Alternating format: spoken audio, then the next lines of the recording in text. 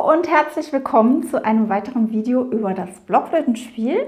Und zwar heute speziell zum Spiel auf Tenorblockflöten oder auch Bassblockflöten, also sprich etwas größeren Instrumenten. Falls ihr mich noch nicht kennt, mein Name ist Vera Petri und ich gebe euch Tipps zu schönem und gutem Blockflötenspiel.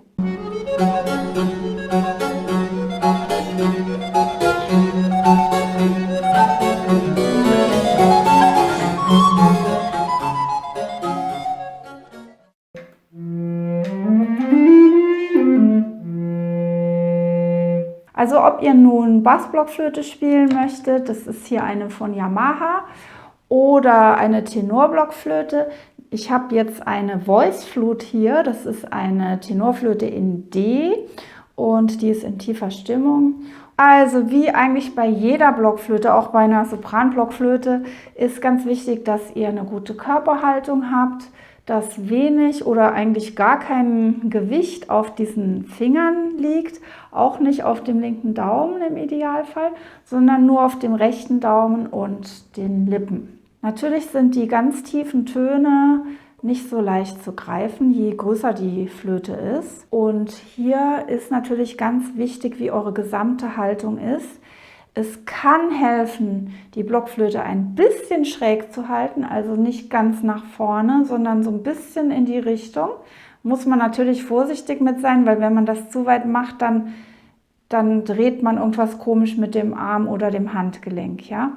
Aber vielleicht braucht ihr nicht zu denken, so gerade nach vorne und ihr müsst das alles dann greifen können, sondern fühlt mal, wie sich das gut anfühlt für euch. Was ihr auf jeden Fall vermeiden sollt oder wenigstens versuchen zu vermeiden, dass ihr die rechte Hand sehr schräg stellt. Also man meint, man kommt besser an die Löcher dran, wenn man das so ein bisschen schräg stellt, aber ich glaube nicht, dass das gut funktioniert. Versucht lieber die Hand im rechten Winkel ungefähr zur Blockflöte zu denken zumindest und in die Richtung zu tendieren und eure Finger ganz korrekt mit diesem dicken Ballen, mit dieser dicksten Stelle, die man am Finger hat, auf die Löcher drauf zu setzen. Also fokussiert euch mehr drauf, dass ihr die einzelnen Löcher natürlich nicht fest abdeckt, sondern mit genau der richtigen Stelle eures Fingers sozusagen.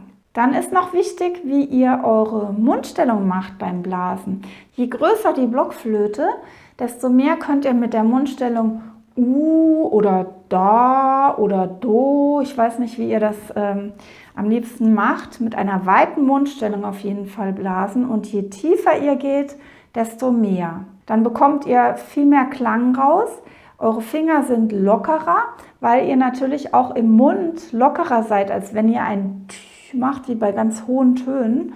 Und für die tiefen Töne ist das sehr förderlich. Wenn ihr hier entspannt, sind vielleicht auch eure Finger und insgesamt seid ihr entspannter. Natürlich, klar, Spannung auf den Fingern müsst ihr versuchen zu vermeiden. Die ist natürlich da, wenn ihr nicht richtig an die Löcher drankommt und ihr eure Hand spreizen müsst. Aber versucht die Spannung so viel wie möglich zu reduzieren. Ganz wichtig ist, dass ihr genügend Pausen einlegt, wenn ihr übt auf einer großen Blockflöte. Vor allem, wenn ihr längere Zeit auf keiner großen gespielt habt oder erst damit anfangt, dass ihr kurze Übephasen macht und die Hand immer wieder locker hängen lasst. Also ausschütteln bringt, glaube ich, nicht so viel. Einfach locker lassen. Und wenn ihr merkt, ihr bekommt irgendwo Schmerzen, müsst ihr aufhören.